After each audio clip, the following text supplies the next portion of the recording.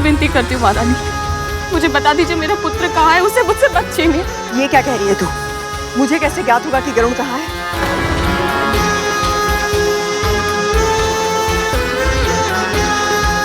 उठ जा, उठ। अब बता क्या हुआ है? चारों ओर देख लिया, कोना कोना छान लिया, किंतु गरुड़ कहीं नहीं है। यहीं कहीं गया होगा, आ जाएगा वो। कहीं भी हो, मेरी पुकार सुनते ही क्षण भर में लौट आता है वो, किंतु आज उसे पुकारते पुकारते मेरा कंठ बैठ गया, मेरा पुत्र नहीं आया। मुझे डर लग रहा है महारानी, कहीं वो किसी ऐसे स्थान पर तो नहीं चला गया जहाँ उसे अपनी माँ की पुकार सुनाई ना दे रही हो। ऐसा कौन सा स्थान हो सकता है?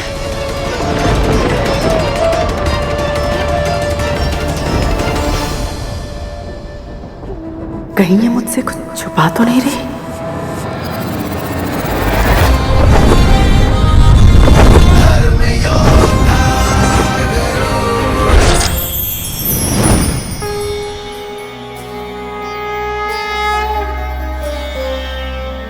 आपके दर्शन करके मैं धन्य हुआ। मेरा प्रणाम स्वीकार कीजिए चंद्रदेव। तुम असंभव को संभव बनाना चाहते हो गरुड़, किंतु जिस कारण से तुमने इतनी कठिन यात्रा करने की ठानी है वो अत्यंत पवित्र है, इसलिए मैं तुम्हें आशीर्वाद देता हूँ। विजय भव। धन्यवाद चंद्रदेव।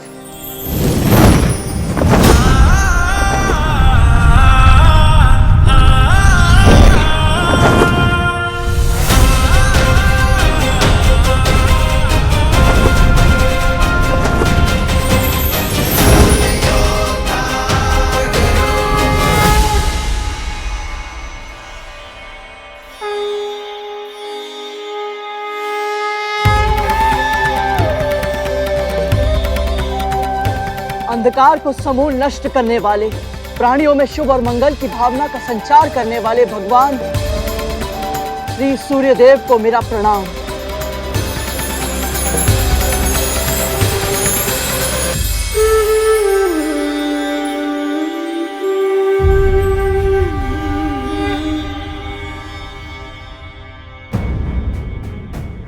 ये तो गरुड़ है, मेरा छोटा भाई। कौन है ये जो सूर्यदेव के रथ का संचालन कर रहे हैं? ये मुझे देखकर इतने भावुक क्यों हो गए और मुझे इनसे एक विचित्र सा जुड़ाव क्यों अनुभव हो रहा है? लगता है तुम्हारा उचित स्थान यहाँ नहीं, कहीं और है। क्षमा करें सूर्यदेव, किंतु मैंने प्रण लिया है कि जब तक मैं वो कारण पता नहीं लगा लेता जिसके लिए मेरी माँ को अपना जीवन दासी बनकर व्यतीत करना पड़ रहा है, मैं उन्हें अपना मुख नहीं दिखाऊंगा। पुत्र हो तो ऐसा।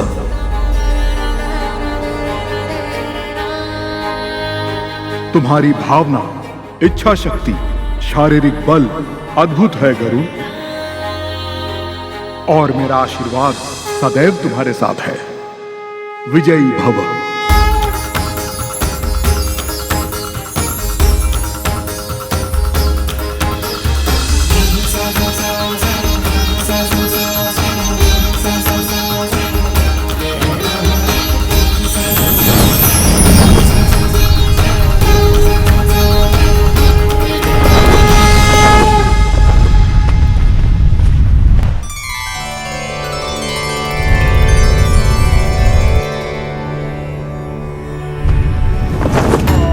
स्वर्ग इतना सुंदर स्थान है पुत्र, कोई एक बार वहां चला जाए तो फिर कभी वहां से बाहर आना ही नहीं चाहता। एक विराट वृक्ष भी है वहां, कल्प वृक्ष। यदि कोई सच्चे हृदय से कुछ भी मांगे तो उसकी इच्छा अवश्य पूर्ण होती है।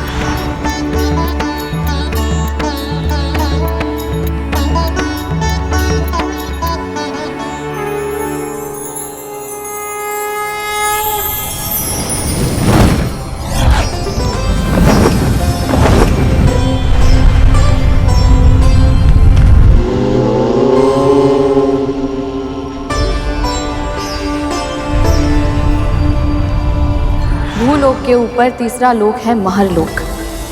श्वेत धवल हिम से ढके जाने कितने ही विशाल पर्वत हैं वहाँ, जिनकी घाटियों और कंदराओं में अनेक ऋषि मुनि और योगी सैकड़ों वर्षों से गहन तपस्या में मग्न है।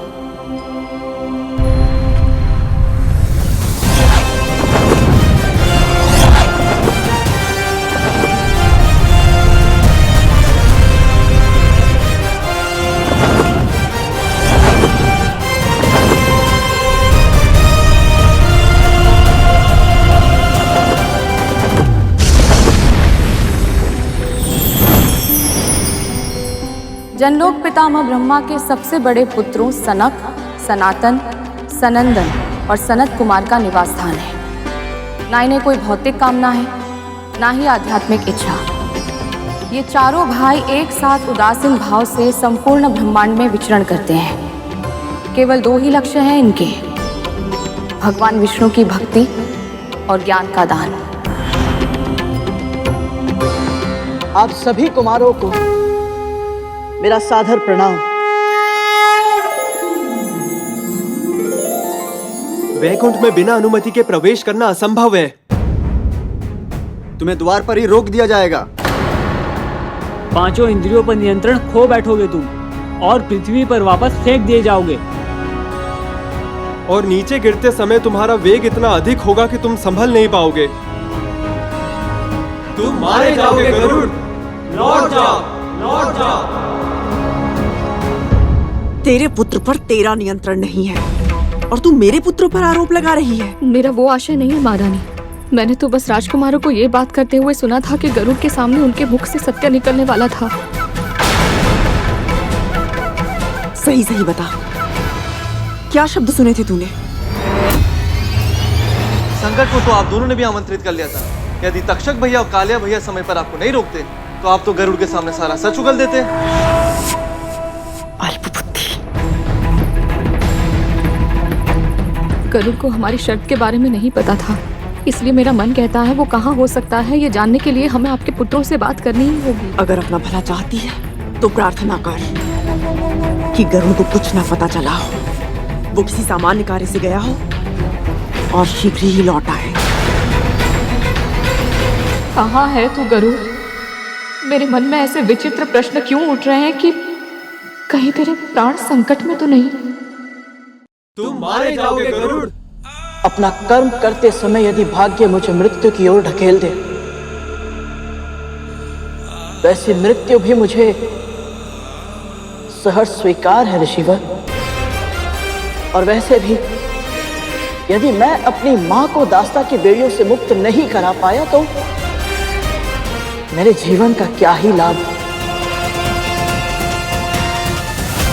तुम्हारी मां की भक्ति अद्भुत है गरुड़। हम तुम्हें आशीर्वाद देते हैं गरुड़। विजयी भव, विजयी भव।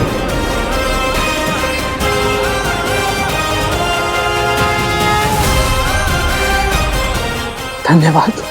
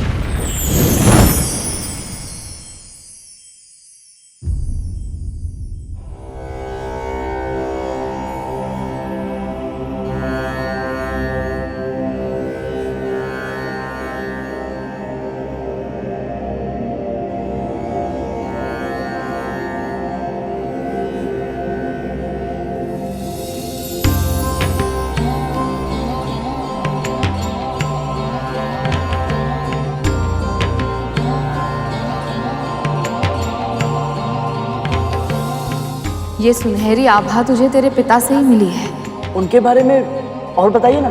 परम पिता ब्रह्मा के मानस पुत्र हुए महर्षि मरीचि और उनके पुत्र हुए तेरे पिता ऋषि गणों में श्रेष्ठ प्रजापति कश्यप। उन्होंने अपने कुल के विस्तार के लिए देव, दानव, पशु, पक्षी, वृक्ष, कीट आदि की रचना की। समस्त संसार में जो कुछ भी चेतन है, जो एक, दो या अनेक पैरों पर चलता, तैरता या उड़ता है, उन सब का अस्तित्व तेरे पिता की तप शक्ति से ही संभव हुआ है। वो सदा परम ब्रह्म में रहते हैं, इसलिए उन्हें सत्यलोक में एक विशेष स्थान प्राप्त हुआ है। पिताजी,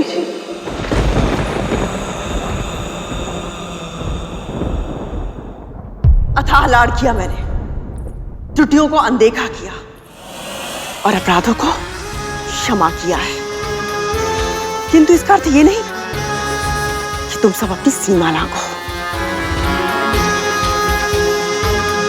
इस महल के कुछ नियम हैं और उन सब नियमों का पालन तुम सबको करना पड़ेगा, क्योंकि कुछ रहस्य ऐसे होते हैं जिन्हें सदैव चुप्पी की चट्टानों के नीचे दबाए रखना चाहिए, क्योंकि जब उन्हें बाहर आने का अवसर मिलता है तो वो रहस्य अकेले बाहर नहीं लाते, तो अपने साथ लाते हैं सर्वनाश।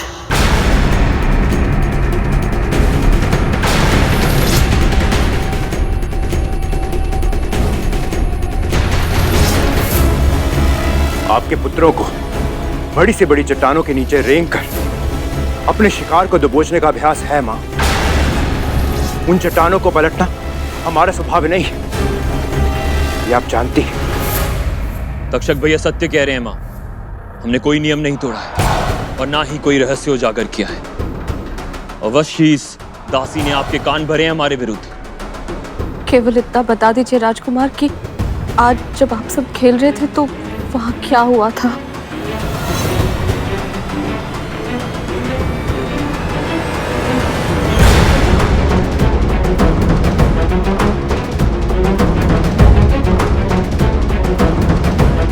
मैं बताता हूं मां।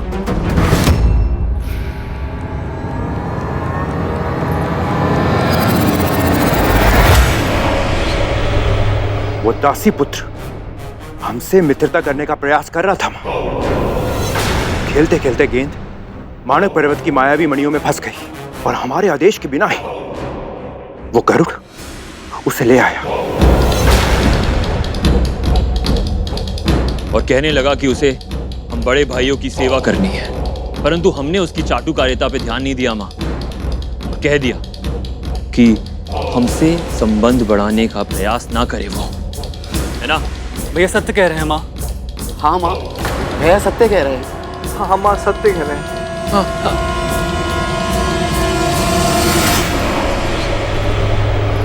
ठीक से स्मरण करो, इसके अतिरिक्त कोई और बात तो नहीं हुई थी ना? नहीं माँ, नहीं माँ, नहीं माँ, नहीं। सुन लिया?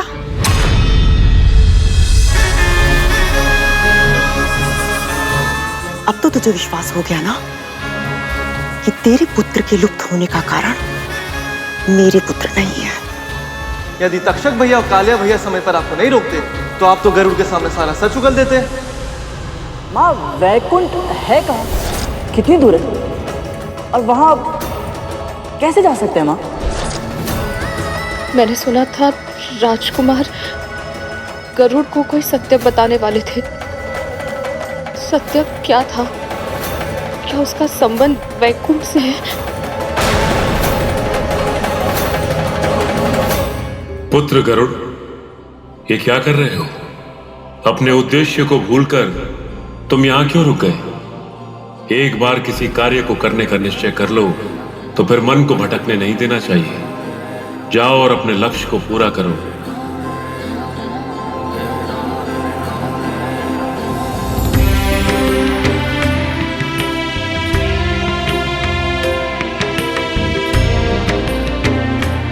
मैंने आज तक माँ का त्याग देखा था,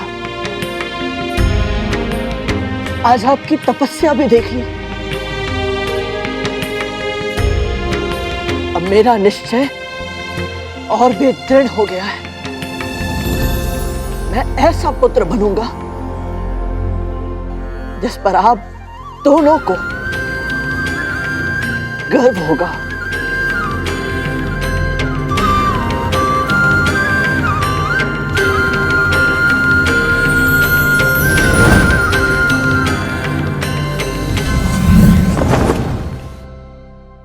मौन मत रहो तक तू धूमल, सत्य बताओ। माँ, वो वहाँ बड़े भैया की बात चली थी तो हमारे मुख से शेषनाग भैया का नाम निकलने वाला था माँ, पर नहीं निकला। पर गरुड़ को कुछ भी पता नहीं चला था। हाँ, और फिर यहाँ वापस आकर इसी कक्ष में इसी झूले पे बैठ के तक्षक भैया ने हमें चेतावनी दी थी कि फिर कभी गरुड़ के सामने शेष भैया का नाम ना ले। शेषनाग भैया की चर्चा गरुड़ के सामने फिर से कभी नहीं होनी चाहिए। मूर्ख हो तुम सब। इस महल के ऊपर बैठकर उसने सब कुछ सुन लिया और तुम लोगों को अंदेशा तक नहीं हुआ।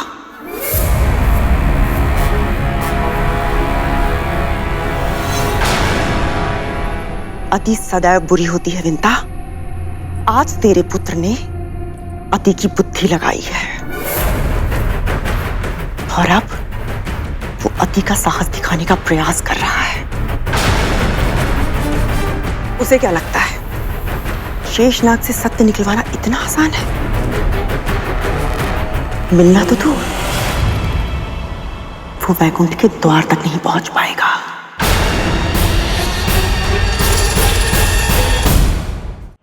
सूर्य का ताप उसके पंख जला देगा। अंतरिक्ष की शीत उसकी धमनियों में चल रहे रक्त को जमाकर हिम में बदल देगी। अनंत ब्रह्मांड की यात्रा का संघर्ष उसके तन को ही नहीं, उसकी आत्मा को भी थका देगा और वो शीघ्र ही टूटकर इस पृथ्वी पर आ गिरेगा। इतने वर्षों तक तूने अपने पुत्र के जन्म लेने की प्रतीक्षा की है, किंतु अब उसकी मृत्यु की प्रतीक्षा कर।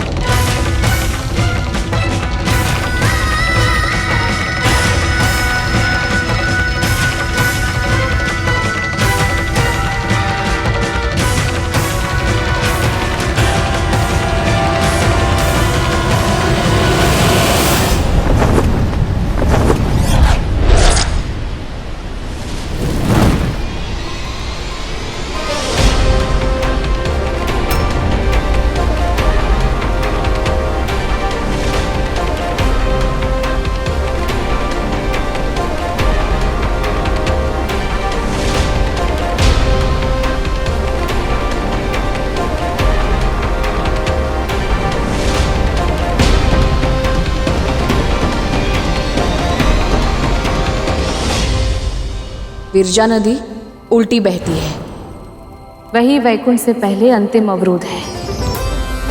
सामान्य प्राणी उस विराट नदी को पार नहीं कर सकते। केवल वही महान आत्माएं इस कार्य में सफल होती हैं जिन पर भगवान विष्णु का आशीर्वाद होता है। और यदि कोई उनकी इच्छा के विरुद्ध वैकुंठ पहुंचने का प्रयास करता है तो विरजा नदी उसे स्वयं में समाहित कर उसके प्राण हर लेती है। परिणाम चाहे जो भी हो, किंतु मैं अपने प्रश्नों के उत्तर लिए बिना नहीं जाऊंगा। मां की स्वतंत्रता मेरे प्राणों से अधिक मूल्यवान है।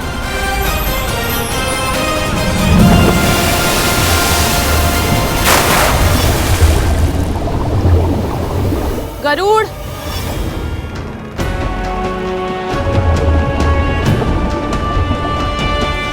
गरुड़,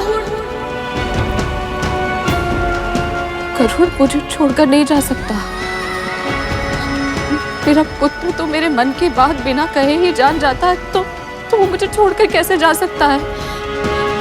गरुड़, पुत्र कहाँ है तू?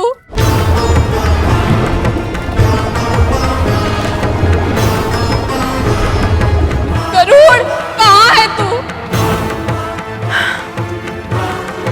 दिन रात में एक ही पहली गाल खोजती थी कि उसे अपने नियंत्रण में कैसे करूं, किंतु अब उसकी आवश्यकता ही नहीं है।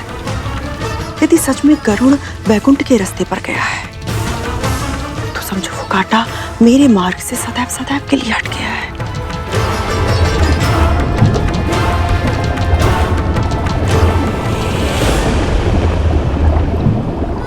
क्या मेरे मन की पीड़ा का आभास नहीं हो रहा है तुझे पुत्र? तू जहां भी है लौट कर आजा गरुड़। तेरे बिना मेरा जीवन व्यर्थ है। अपनी माँ की पीड़ा का आभास क्यों नहीं हो रहा है तुझे? क्या मेरी पुकार तेरे हृदय तक नहीं पहुंच रही है गरुड़?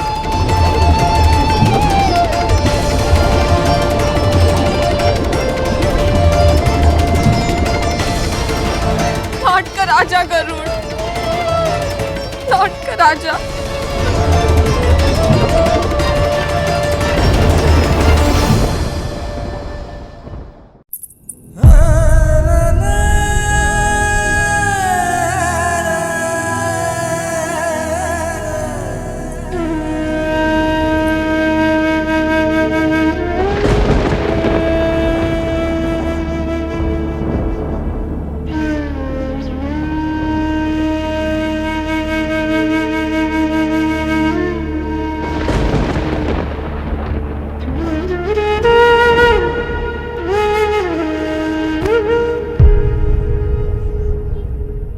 आप तो दया निधान है प्रभु,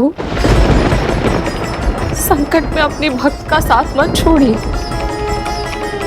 मैं अपने पुत्र के बिना जीवित नहीं रह सकती। श्री विष्णु, मेरे गरुड़ की रक्षा कीजिए, मेरे पुत्र की रक्षा कीजिए, रक्षा कीजिए मेरे पुत्र की। ओम विष्णुवे नमः, ओम विष्णुवे नमः, ओम विष्णुवे नमः, ओम विष्णुवे नमः, ओम विष्णुवे नमः, ओम विष्णुवे नमः, ओम विष्णुवे नमः, ओम विष्णुवे नमः, ओम विष्णुवे नमः, ओम विष्णुवे नमः। प्राण का मूल तत्व भी श्री विष्णु है और जीवन की प्रेरणा भी। दुखों का हरण करने वाले, संकटों का नाश करने वाले मेरे प्रभु अपने भक्तों की एक पुकार पर दौड़े चले आते हैं। जो उनकी आराधना करते हैं, भगवान विष्णु सदैव प्रत्येक परिस्थिति में उनकी रक्षा अवश्य करते हैं। ओम विष्णुवे नमः, ओम विष्णुवे नमः, ओम विष्णुवे नमः, ओम विष्णुवे नमः, ओम विष्णुवे नमः, ओम विष्णुवे नमः, ओम विष्णुवे नमः, ओम विष्णुवे नमः, ओम विष्णुवे नमः, ओम विष्णुवे नमः।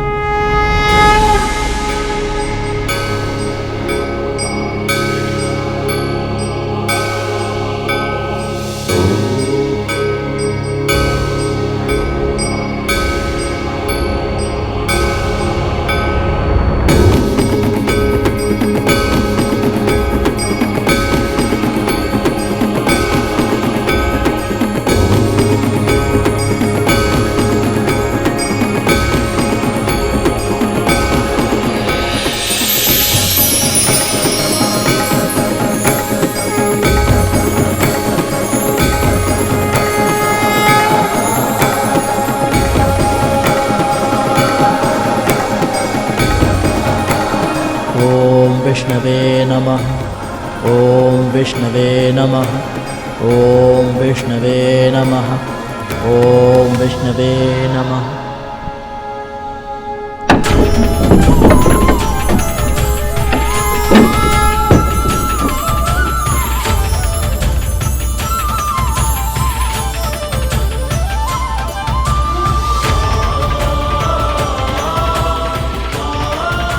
ओम विष्णवे नमः, ओम विष्णवे नमः, ओम विष्णवे नमः, ओम विष्णवे नमः, ओम विष्णवे नमः, ओम विष्णवे नमः, ओम विष्णवे नमः, ओम विष्णवे नमः, ओम विष्णवे नमः, ओम विष्णवे नमः, ओम विष्णवे नमः, ओम विष्णुवे नमः, ओम विष्णुवे नमः, ओम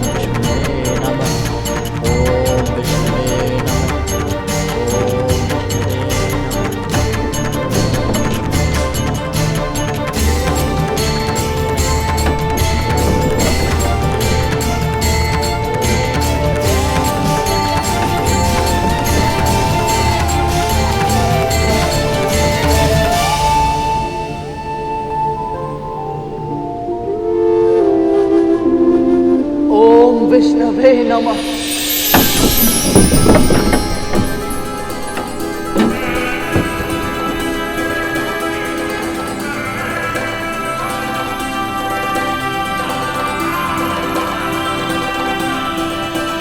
ओम विष्णुवे नमः।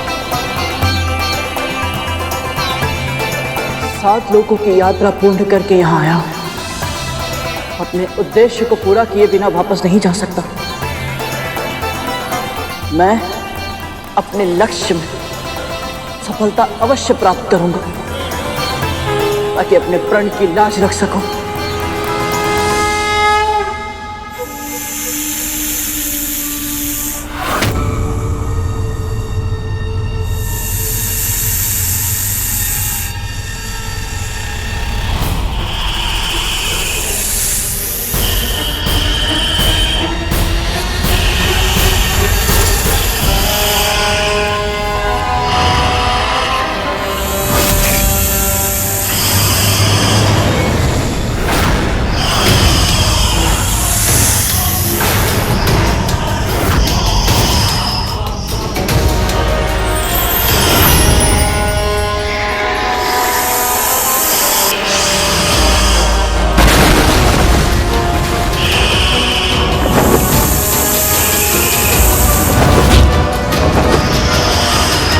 इतनी बड़ी दृष्टता बिना अनुमति यहाँ प्रवेश कैसे किया?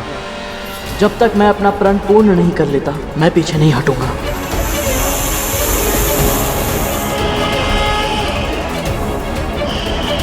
ओम विष्णुवे नमः, ओम विष्णुवे नमः, ओम विष्णुवे नमः।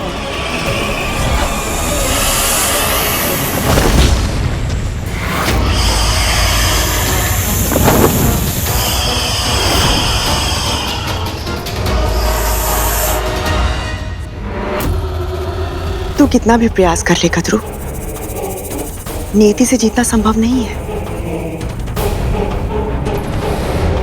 होनी तो होकर ही रहती है।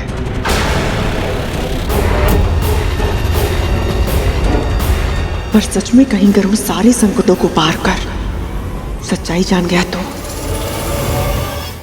मैं महर्षि कश्यप की पत्नी विद्या समस्त जग के पालन श्री विष्णु का आह्वान करती हूँ।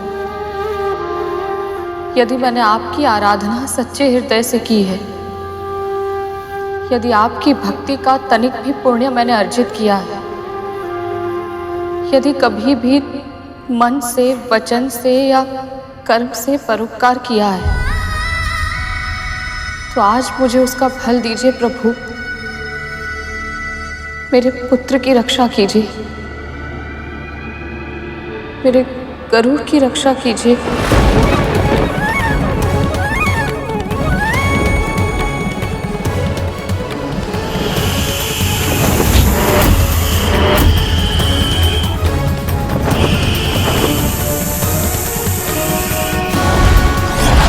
ओम विष्णुवे नमः, ओम विष्णुवे नमः, ओम विष्णुवे नमः, ओम विष्णुवे नमः।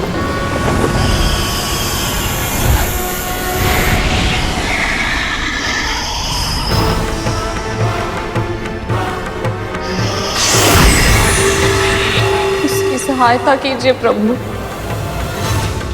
मेरे पुत्र की रक्षा कीजिए।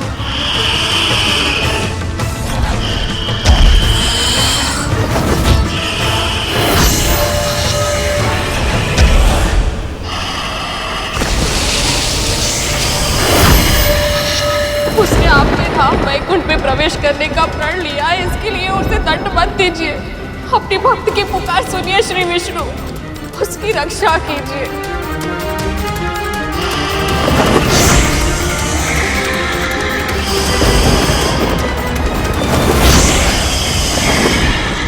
उसकी सहायता कीजिए प्रभु, मेरे पुत्र की रक्षा कीजिए, रक्षा कीजिए मेरे पुत्र की।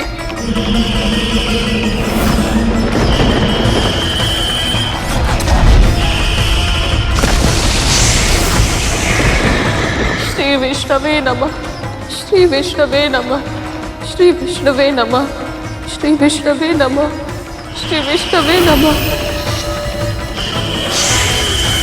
श्री विष्णवे नमः, श्री विष्णवे नमः, श्री विष्णवे नमः, श्री विष्णवे नमः, श्री विष्णवे नमः, श्री विष्णवे नमः, श्री विष्णवे नमः, श्री विष्णवे नमः, श्री विष्णवे नमः।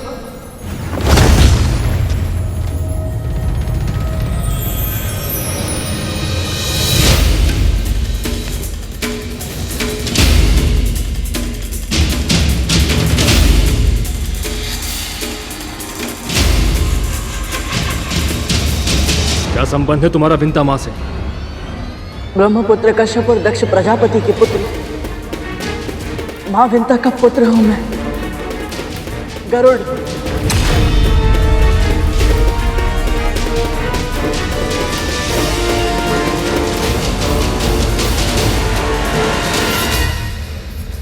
ओम विष्णुवे नमः। ओम विष्णुवे नमः। ओम विष्णुवे नमः। ओम विष्णुवे नमः। ओम विष्णुवे नमः। ओम विष्णुवे नमः। ओम विष्णुवे नमः। ओम विष्णुवे नमः। ओम विष्णुवे नमः। ओम विष्णुवे नमः।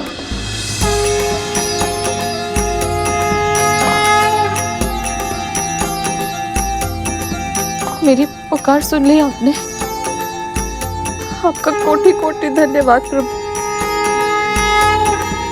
आपकी सदाएं जय। मैं कुछ भोग लेकर आती हूँ।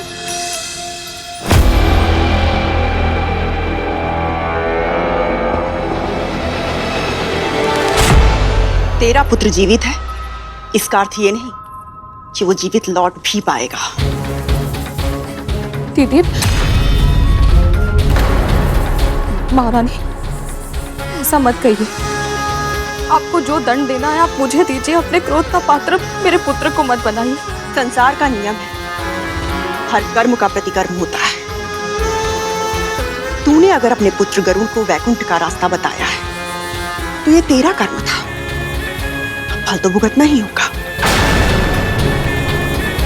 यदि सच में तेरा पुत्र गरुड़ वैकुंठ गया है तो उसकी मृत्यु की उत्तरदायी तू स्वयं होगी। भले ही तेरा पुत्र भी जीवित हो, किंतु इससे पहले कि वो मेरे या मेरे पुत्रों के लिए संकट बने, मैं स्वयं उसे मृत्यु के घाट उतार दूंगी। सदा सदा के लिए वैकुंठ भेज दूंगी गरुड़ को।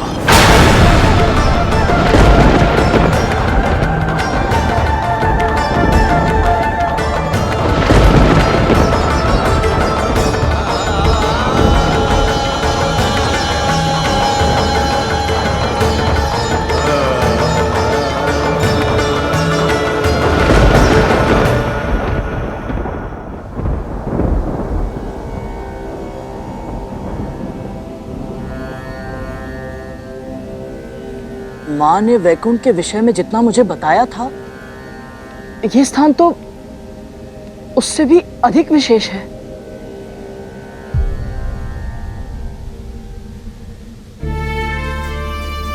किंतु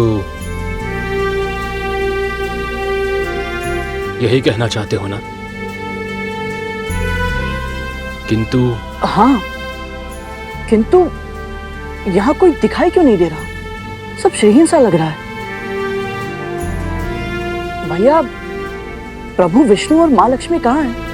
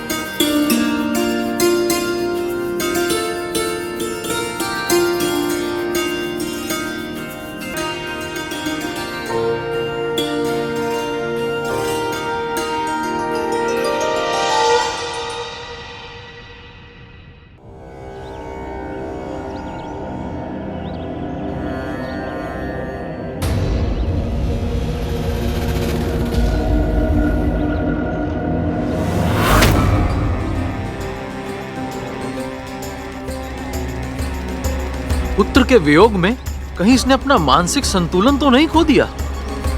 हाँ, एक साथ हंस भी रही है और रो भी रही है। ये कैसे विचित्र स्थिति है, कुछ समझ नहीं आता कालिया भैया। विचित्र बात तो ये है कि आज दासी माँ पर हमारे होने का कोई प्रभाव नहीं पड़ा। डराने की हमारी युक्ति पुरानी हो गई है भैया। क्या बक रहा है?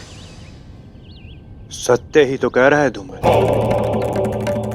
अवश्य उस दासी पुत्र ने कुछ ना कुछ तो ऐसा किया है जिससे ये प्रसन्न भी है और दुखी भी। कहीं वो शेषनाग भैया तक तो नहीं पहुंच गया?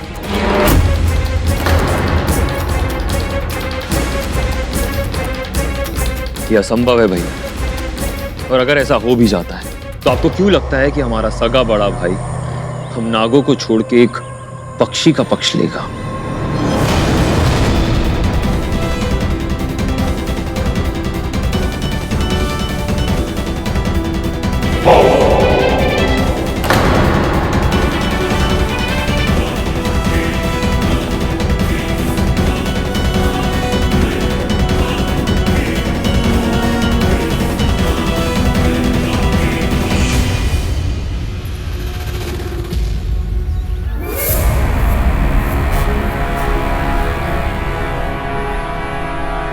यदि गरुड़ अपने भाई अनंत को मिलने में सफल हो गया तो उसे अतीत का सत्य पता चल जाएगा। जो प्रश्न उसके सुख चैन पर कुंडली मारकर बैठे हैं उनके उत्तर मिल गए तो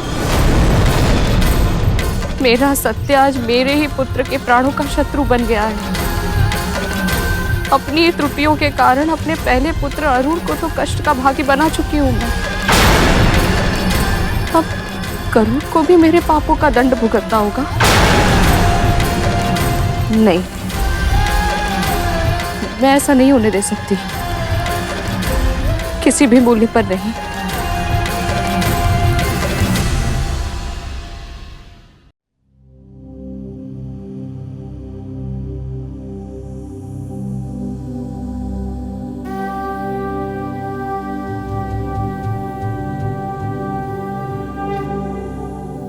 तुम्हारे भीतर छोटी माँ के गुण हैं।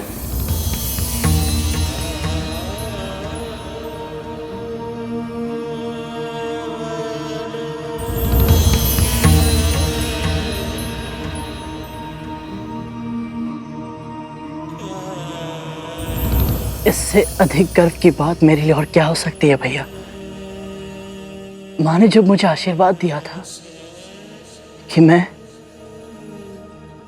प्रभु विष्णु के चरणों की सेवा में अपना संपूर्ण जीवन समर्पित कर दूं, तो उस समय मुझे इसका महत्व समझ ही नहीं आया था।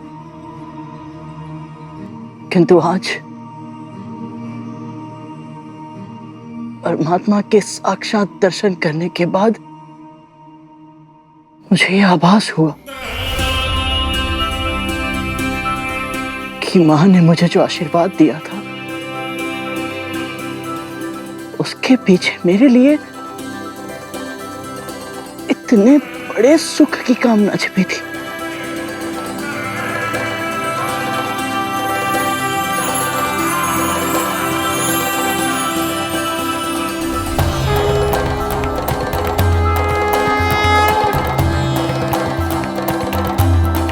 भैया, परमपिता के दर्शन तो आपने करवा दिए, किंतु माँ लक्ष्मी कहाँ है?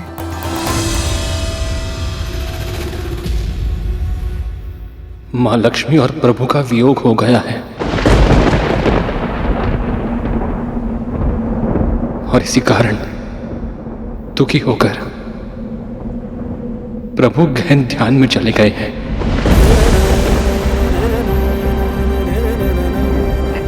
क्या? किंतु कैसे भैया? और आपने माँ लक्ष्मी को रोका क्यों नहीं? आप तो यहीं रहते हैं ना। और भैया आप यहाँ क्यों रहते हैं? अपने भाइयों के साथ, बड़ी माँ के साथ क्यों नहीं रहते? और वहां आपका नाम लेना वर्जित क्यों है भैया? शांत हो जाओ गरुड़। इतने प्रश्न एक साथ पूछोगे तो उत्तर कैसे सुन पाओगे? क्षमा कीजिए भैया, माँ भी यही कहती है कि मैं बहुत प्रश्न पूछता हूँ, किंतु मैं भी क्या करूँ भैया। माँ को मैं कितना भी पूछूं वो मुझे कुछ नहीं बताती है, इसीलिए मैं सबसे प्रश्न पूछता रहता हूँ। और जब तक मुझे अपने प्रश्नों के उत्तर नहीं मिलेंगे भैया, मैं अपना उद्देश्य कैसे पूरा कर पाऊंगा? कौन सा उद्देश्य?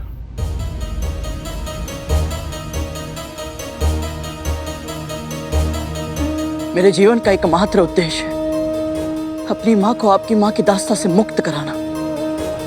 और इसीलिए मुझे जानना है भैया कि माँ बड़ी माँ की दासी बनी कैसे? भैया आप तो सबसे बड़े हैं, मेरी अपेक्षा केवल आपसे है भैया। क्या आप भी मुझे सत्य नहीं बताएंगे? जटिल प्रश्नों के उत्तर सरल नहीं होते गरुड़। जिस सत्य को तुम जानने का प्रयास कर रहे हो उसे समझ पाने के लिए तुम्हें और भी बहुत कुछ जानना होगा। उनके अतीत का संसार जानना होगा तुम्हें, उनकी परिस्थितियों को अनुभव करना होगा, तब समझ पाओगे तुम कि उन दोनों ने वो मार्ग क्यों चुना जिस पर चलकर वो आज इस स्थिति तक पहुंची हैं। ये कहानी बहुत लंबी है गरुड़। मेरा संपूर्ण जीवन भी इस पहेली को सुलझाने में क्यों ना लग जाए, मैं वो मूल्य चुकाने के लिए भी तैयार हूं।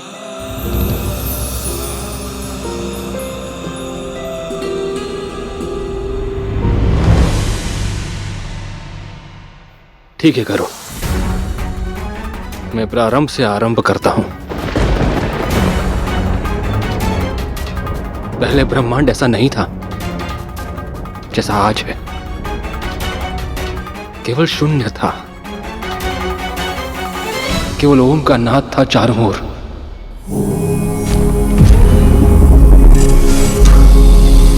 बढ़ते बढ़ते ये नाद इतना तीव्र हो गया कि इसके आवेग से शून्य को चीरते हुए प्रकट हुआ क्षीर सागर, और उस क्षीर सागर के मध्य प्रकट हुए परमपिता विष्णु।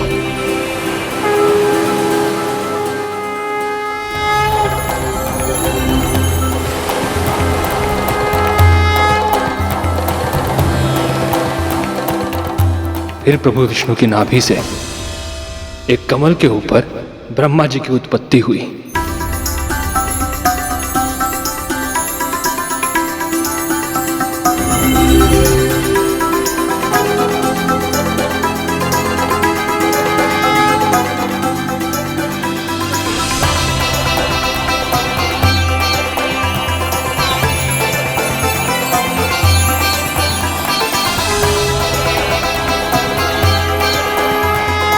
हे नारायण,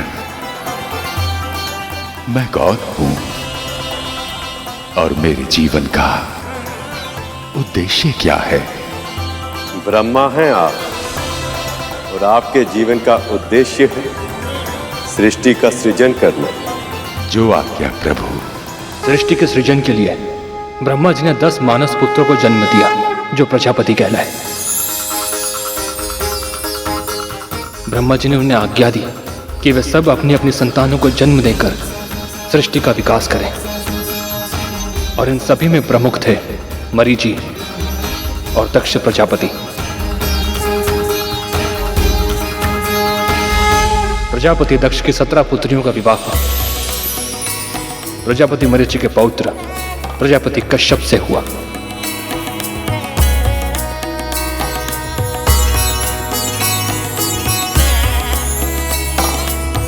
इनमें अदिति से देवताओं का और दिति से दानवों का जन्म हुआ। किंतु भैया, एक पिता की इतनी अलग अलग प्रकार की संतानें, ये कैसे संभव है? प्रजापति दक्ष ने सृष्टि के सृजन और संतुलन के लिए नियम बनाए। उन्होंने प्रत्येक जीव की प्रकृति, प्रवृत्ति और आकृति को अलग अलग गुण दिए। इन गुणों के आपसी समागम से अलग अलग जातियों का जन्म हुआ। पिता एक थे, परंतु माताओं के गुण, मनोभाव और स्वभाव अलग अलग थे, जिस कारण उनकी संतानें भी अलग अलग प्रकृति, प्रवृत्ति और आकृति की हुई।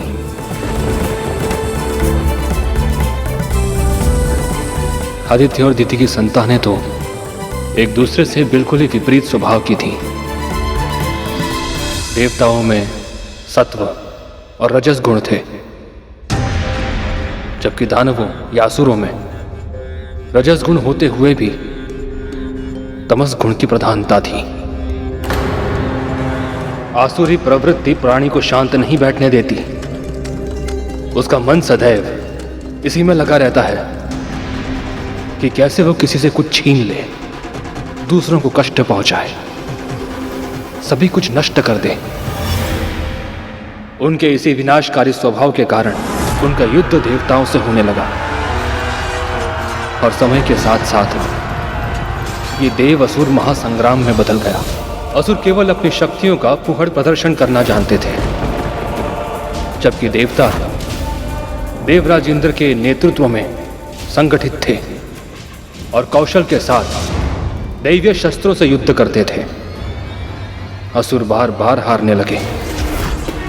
इसी कारण उनकी माता दिति स्वयं को अपमानित अनुभव करने लगी और दूसरी ओर देवताओं की माता आदिति, उनका सम्मान दिन प्रतिदिन बढ़ने लगा, क्योंकि उनके पुत्र बलशाली थे, गुणकारी थे।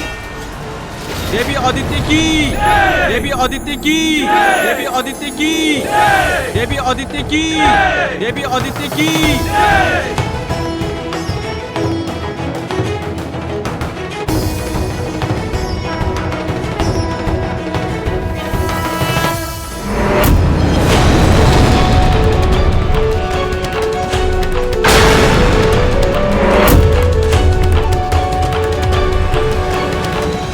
बीच में रोकने के लिए क्षमा चाहता हूं भैया, किंतु देवों और असुरों के बीच की शत्रुता का, उनके महासंग्राम का मेरी मां की दासता से क्या संबंध है? संबंध है गरुड़, गहरा संबंध है।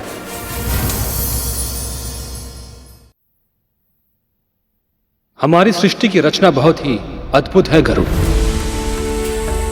सृष्टि के किसी भाग में यदि एक तितली भी अपने पंख फड़फड़ाती है ना, तो उसके फलस्वरूप सैकड़ों सहस्त्रों योजन दूर सृष्टि के दूसरे भाग में बवंडर आ सकता है, अकल्पनीय विनाश हो सकता है। अपने पुत्रों के स्वभाव के कारण दिति और अदिति के बीच जो कुछ भी हो रहा था, प्रजापति कश्यप की दूसरी पत्नियां बिंता और कद्रू वो सब देख रही थी। उन्होंने जो कुछ भी देखा, अनुभव किया, समझा, उसने उन दोनों की नियति तय कर दी। कैसे?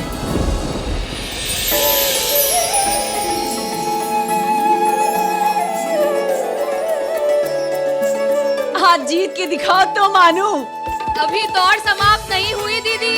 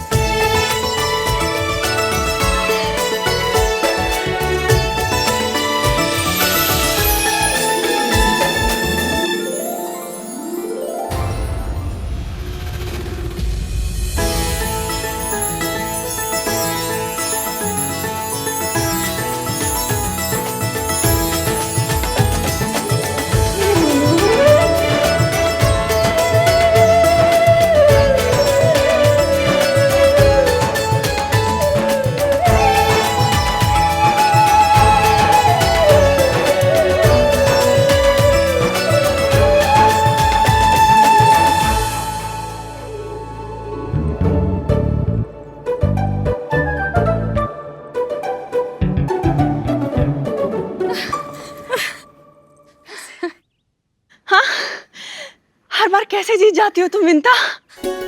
आनंद तो दौड़ में है दीदी, फिर चाहे मैं जीतूं या आप, बात तो एक ही है।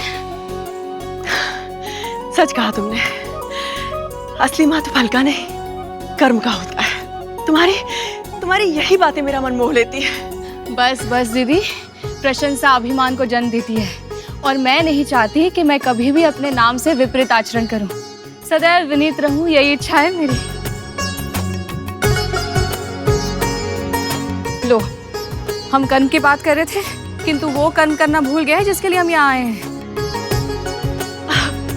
मैं पूजा की सामग्री तैयार करती हूँ और मैं चंदन घिसकर लेप बना लेती हूँ। नहीं, बिल्कुल भी नहीं। चंदन घिसने का कार्य परिश्रम का होता है, वो मैं कर लूंगी। तुम्हारे ये फूल से हाथ केवल प्रभु पर फूल चढ़ाने का कार्य करेंगे। इन प्यारे से हाथों को मैं कभी कोई कष्ट नहीं होने दूंगी। पर दीदी आप... नहीं, अपनी दीदी का आदेश नहीं मानोगी? ठीक है।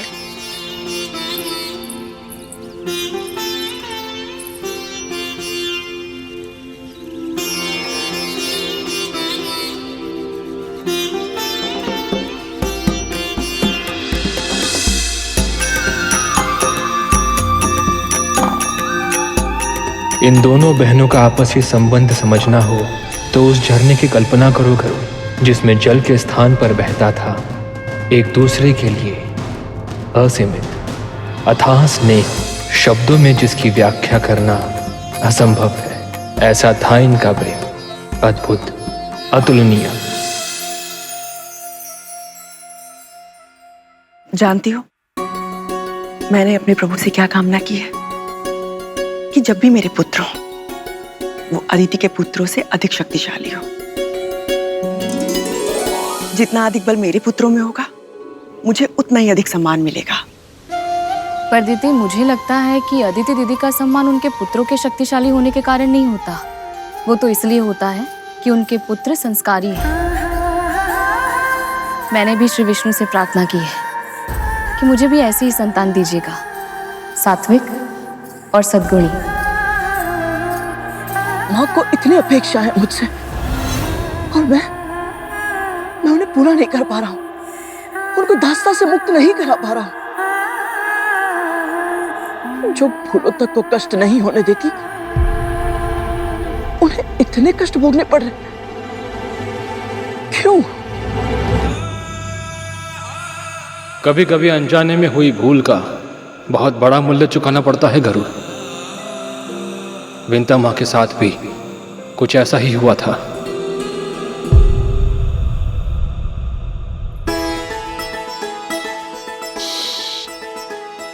कितने सुंदर पंख हैं इसके। ओहो दीदी, इसके देखने, सुनने और सूंघने की क्षमता बहुत अधिक होती है। आप नहीं पकड़ पाओगे इसे। बोल तो ऐसे रही हो कि जैसे तुम पकड़ सकती हो। मेरी इच्छा होती तो अवश्य पकड़ लेती, पर दीदी मुझे किसी को बंदी बनाना अच्छा नहीं लगता। सभी को स्वतंत्र रहने का, स्वच्छंद घूमने फिरने का अधिकार तो होना ही चाहिए ना। बहाने बनाकर ना बात को टालो नहीं। सच तो ये है कि तुम इस तितली को पकड़ ही नहीं सकती। तो लगाओ शर्त। यदि मैंने इसे पकड़ लिया तो? जो तुम कहोगी मैं तुम्हें बनाकर खिलाऊंगी। सच? तो लग गई शर्त।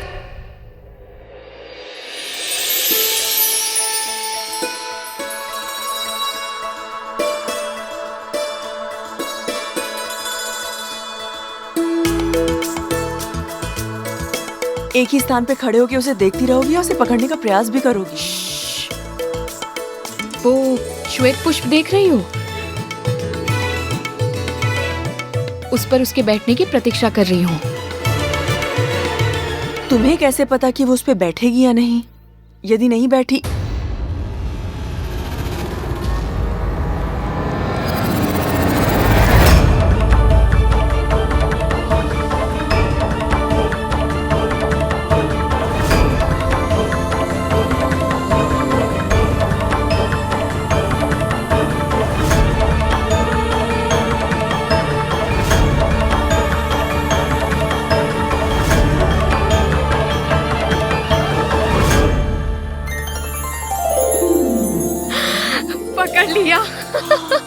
बोलो दीदी, मानती हो अपनी हार? हाँ हाँ मान गई। तुम जीत गई और मैं हार गई।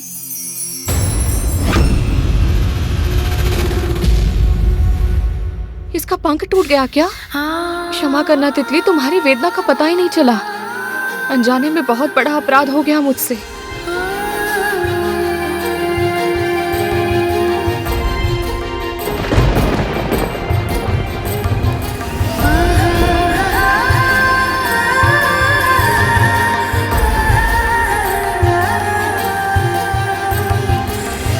छोटी सी शर्त के लिए एक जीवित प्राणी को पीड़ा पहुंचा दी मैंने। हे प्रभु, मैं प्रण करती हूँ, आज के बाद ऐसा पाप कभी नहीं करूंगी। तुम व्यर्थ ही चिंता कर रही हो। तितली ठीक है, उसे कुछ नहीं हुआ। कुछ तो हुआ है ना दीदी, कष्ट हुआ है उसे। तुम भी ना कितना सोचती हो। यदि सोचना ही है ना तो ये सोचो कि मैं तुम्हारे लिए क्या पकवान बनाऊं। शर्त तो हार गई हूँ, दंड तो भुगतना ही होगा। आनंद तो शर्त लगाने में है दीदी, फिर चाहे मैं जीतूं या आप, बात तो एक ही है। और बहनों में शर्त केवल खेल के लिए होती है, उसे निभाने की आवश्यकता नहीं होती। एक दूसरे के लिए जो स्नेह इन दोनों के हृदय में है, उसे देखकर तो मैं सोच भी नहीं सकता कि बड़ी माँ ने माँ को दासी बना कर रखा है। यह स्थिति आई कैसे भैया? ये स्थिति उन दोनों का भाग्य कैसे बनी, इसके अनेक कारण थे, किंतु सबसे महत्वपूर्ण कारण था विंता मां से अनजाने में हुआ एक अपराध। छोटी सी शर्त के लिए उन्होंने निर्दोष तितली को अपना बंदी बना लिया था। कहते हैं कि